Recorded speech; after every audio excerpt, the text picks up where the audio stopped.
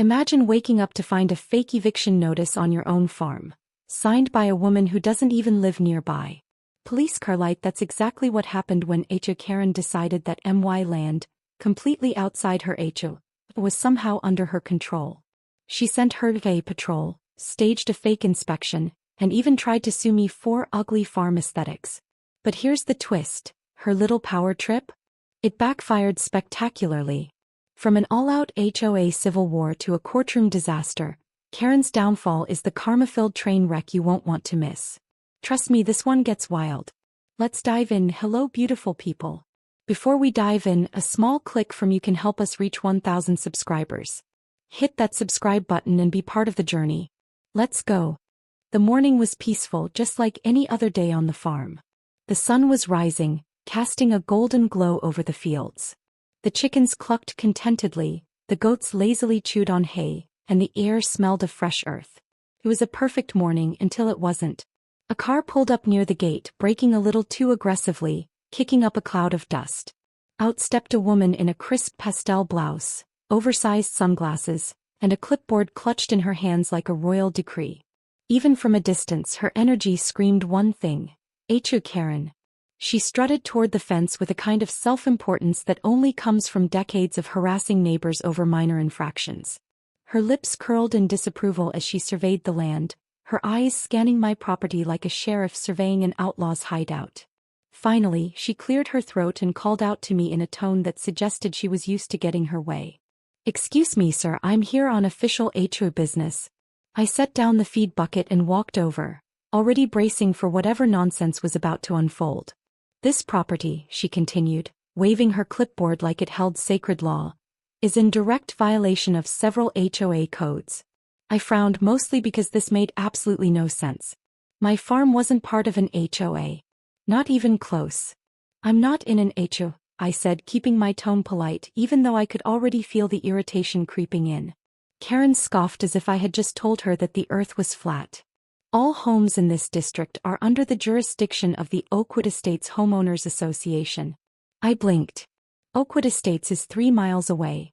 She pursed her lips and took a step closer, lowering her sunglasses dramatically. "We have decided to expand our jurisdiction." I stared at her, waiting for the punchline. None came. "That's not how HOAs work." She ignored this, instead pulling out a stack of printed-out regulations, some of which looked like they had been scribbled over in pen. "Your fence is unsightly.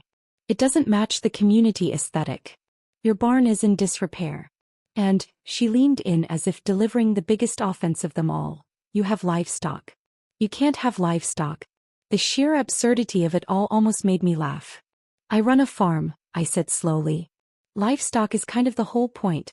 Karen let out an exaggerated sigh, as though I was making things difficult on purpose. "You'll need to remove them or you'll be fined." "For what?" "For non-compliance." I crossed my arms, now fully enjoying the show. "I'd love to see how you plan to enforce HOA rules on someone who isn't in your HOA. Karen's eyes flashed, and for a moment I saw it. The realization that she had no actual power here. But rather than backing down, she doubled down. "If you refuse to comply," she said, standing straighter, "I'll be forced to send in the HOA patrol." I had never heard those two words used together in my life. "The what now?" Karen smiled, the kind of smug, self-satisfied smile that only an HOA tyrant could muster. "You'll see." She turned on her heel and walked away, leaving me standing there, genuinely curious about whatever ridiculous stunt she was about to pull next. The answer came 20 minutes later. 3 golf carts rolled down the road, approaching my property like they were part of some sort of elite task force. Each one was driven by a man who looked well into retirement, wearing what appeared to be homemade security badges clipped to their polos. One of them was even wearing aviator sunglasses, as if this was a high-stakes mission. The lead golf cart skidded to a stop. Well, as much as a golf cart could skid. The man in the driver's seat pulled out a tiny notepad and dramatically flipped it open. "Sir," he called out, "we're here to conduct an inspection." I had so many questions, starting with, "Who exactly gave you authority?" But I was too amused to stop them, so I gestured toward the property. "Knock yourselves out." And they did. One of them circled the barn, jotting down notes as if he were on an episode of CSI, Farm Edition. Another inspected the fence, shaking his head as if I had committed a felony. The last one stopped in front of my chicken coop, took out a walkie-talkie and pressed the button. "This is Patrol 1, over." There was silence, then static followed by a very confused voice on the other end. Sir, this is Burger King." The man frowned and quickly shut the walkie-talkie off. I bit my lip to keep from laughing. Karen arrived shortly after, standing with her arms crossed like a general overseeing her troops. "Well," she demanded. "What are the violations?" One of the officers looked at his notepad and nodded seriously. "We've got a fence height issue. And a loose chicken."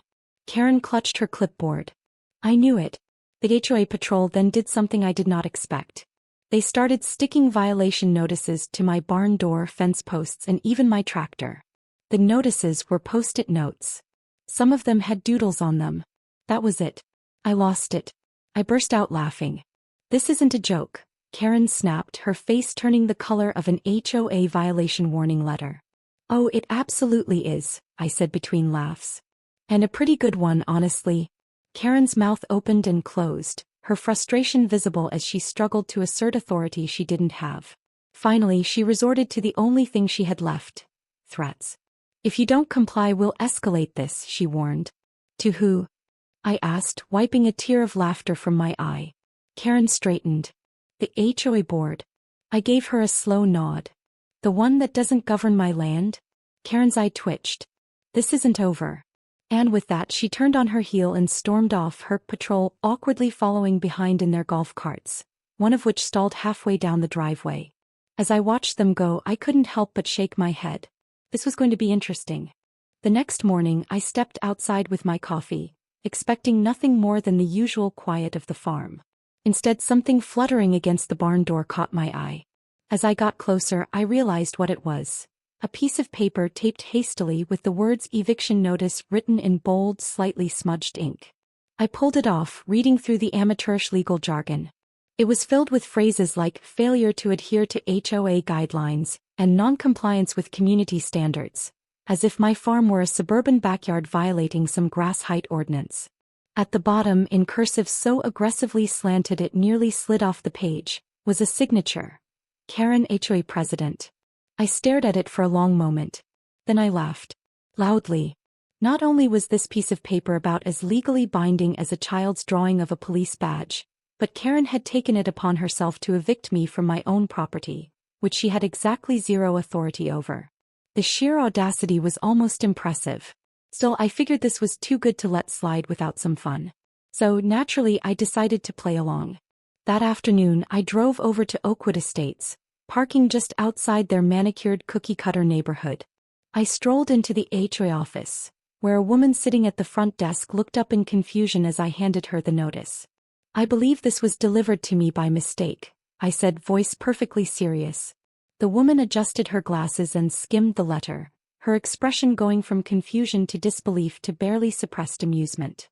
She pressed a button on her desk phone. "Karen, could you come up front?" A few moments later, Karen stormed into the room, stopping dead in her tracks when she saw me holding the eviction notice. "You actually showed up," she muttered as if she hadn't expected me to take this seriously. "Well, yeah," I said. "I figured if you were evicting me, I should probably get some clarification. Like, for example, on what planet you have the authority to do this." Karen straightened, flipping into full HOA mode. "This is official HOA business." I turned to the receptionist. "Is it?" The receptionist shook her head. "Absolutely not." Karen's lips pressed together into a thin line. "The board has already voted to remove your property from the community." "That's great," I said. "One small issue, though. I was never in your community to begin with." Karen's jaw clenched. "You're within the expanded jurisdiction of the HOA." I glanced at the receptionist again. She gave me a subtle shake of her head, confirming what I already knew. Karen was completely making this up. Before I could say anything, the door swung open and 3 members of the HOA board walked in, looking somewhere between annoyed and exhausted. One of them, an older man with a clipboard, sighed as he spotted Karen. "What now?" Karen huffed, crossing her arms. "This man refuses to comply with our HOA rules. He has an unsanctioned farm and I'm trying to enforce regulations." The older man pinched the bridge of his nose. Karen, we've been over this. His land isn't part of the HOA. Karen turned red. It should be. Well, it's not, another board member said bluntly. And even if it were, we don't have the legal authority to evict someone. Karen's mouth opened and closed, like she was struggling to process this betrayal. Then in true Karen fashion she switched gears. If the HOA won't handle it, she declared, I'll go above your heads. I'll call the county zoning office. The receptionist, the board members and I all exchanged glances. That was the moment I realized something truly beautiful. Karen didn't just overstep her authority. She believed she had it. She stormed out of the office, phone already in hand, undoubtedly preparing her next move. I turned to the board. You guys should probably stop letting her call herself president. The old man sighed. We tried. She won't leave. I left the HOA office feeling like I had just walked out of a sitcom, half expecting laugh track sound effects to follow me.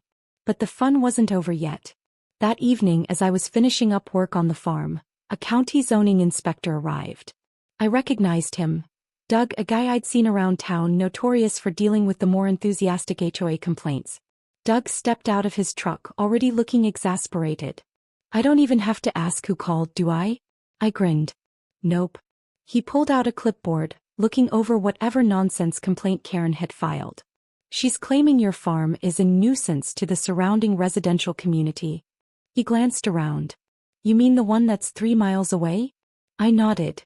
The very same. Doug sighed, muttering something about HOA people having too much time on their hands. He did a very quick walk around, checking for any actual violations. Of course there were none. Nothing wrong here, he said, scribbling a few notes. I'll file the report and let Karen know she wasted everyone's time again. I smirked. You sound like you deal with her a lot. Doug snorted. Last month she tried to report a guy for having an unapproved mailbox color. He lived outside the HOA too. I shook my head, grateful I wasn't the only one dealing with Karen's crusade for ultimate control. But before Doug could leave, the unmistakable sound of heels clicking against pavement signaled Karen's arrival. She stormed up, looking triumphant as if she expected to see my farm being bulldozed on the spot. Well, she demanded. Did you issue the fines? Doug tucked his clipboard under his arm. There are no violations. Karen's face twisted. That can't be right. His property doesn't match the HOA's guidelines. Doug, now officially over it, sighed. And once again, Karen, you don't control his property. Karen opened her mouth, then snapped it shut. Her face turned a blotchy shade of red. Without another word, she spun on her heel and stomped away. Doug exhaled, watching her go. I'm betting she won't give up. I laughed. Oh, I'm counting on it. As Karen disappeared into the distance, I couldn't help but feel a strange mixture of amusement and anticipation. This wasn't over. Not by a long shot. The following week, things took a turn from mildly entertaining to downright absurd. It started with a series of anonymous complaints to the county. The first was about noise.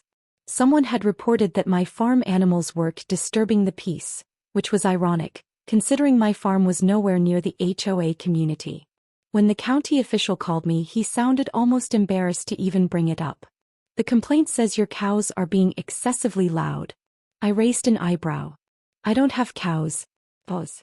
Yeah, that's what I figured. We both had a good laugh before he assured me the complaint would be dismissed. The next day another complaint arrived.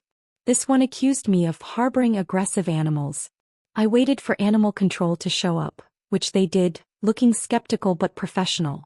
I met the officer at the gate, and when I asked what kind of aggressive animals I supposedly had, he glanced at his paperwork. Says here, goats. I bit back a laugh. Aggressive goats? The officer sighed. Yeah. Look, we got a call about some dangerous livestock causing a safety hazard. I led him over to the dangerous livestock in question. 2 goats lazily chewing on some grass. One of them flopped over on its side, completely unbothered. The other stared at us blankly, letting out a half-hearted bleat. The officer pinched the bridge of his nose. Yeah, that's what I thought. Before he could leave, a familiar screech echoed from the road. This is an official complaint. Karen came storming toward us, her heels clicking aggressively against the gravel. Those animals are a threat. The officer looked from her to my 2 lethargic goats. Ma'am, these are goats. They're hostile. Karen insisted, jabbing a finger at them. That one looked at me funny. The officer turned to me, clearly losing patience. You ever had any incidents with them? I shrugged. Well, one of them tried to eat my shirt once. Karen gasped. They're dangerous. The officer sighed. Ma'am, I'm going to have to ask you to leave. There's nothing wrong here. Karen's face turned red. But, ma'am. With an outraged huff, she turned and stomped away, her exit ruined slightly when she tripped over a loose rock. The complaints kept coming. Overgrown vegetation. Unpermitted farm equipment. A hazardous structure. aka my perfectly safe barn. Each one was investigated and thrown out. But Karen wasn't done. Her next move? A lawsuit. I found out when a courier showed up at my door with an envelope. I opened it to find a formal complaint, filed by Karen, claiming my farm was in violation of HOA codes and needed to be shut down. I had to read it twice just to process the sheer insanity of it. She was actually trying to sue me. I called up a lawyer I knew who, after reading through the paperwork, let out the loudest laugh I'd ever heard. This is the dumbest thing I've ever seen, he said. She has no jurisdiction over your land. This will get thrown out so fast, the judge might fine her for wasting time. I almost wanted to let it go to court just to see Karen embarrass herself, but before it could even get that far, karma struck in the best way possible. On the day of the preliminary hearing, Karen showed up with a binder of evidence, photos of my farm, a petition with a grand total of 3 signatures, one of which was her own, and a list of violations she had completely made up. The judge took one look at the case, sighed and asked, Miss Karen, do you have any legal authority over the defendant's property? Karen lifted her chin. I'm the president of the HOA. The judge waited. And? Karen blinked. And he's breaking the rules. The judge pinched the bridge of his nose. Miss Karen, the HOA does not control this property. This lawsuit is dismissed. Karen looked like her entire world had just shattered. But, dismissed, the judge repeated firmly. I barely kept a straight face as Karen stormed out of the courtroom, absolutely fuming. But the best part? The judge ordered her to pay for my legal fees. When I walked out of that courthouse, I knew one thing for sure. Karen wasn't done. But neither was karma. Karen's courtroom humiliation should have been the final chapter in her ridiculous crusade, but she wasn't the type to accept defeat gracefully.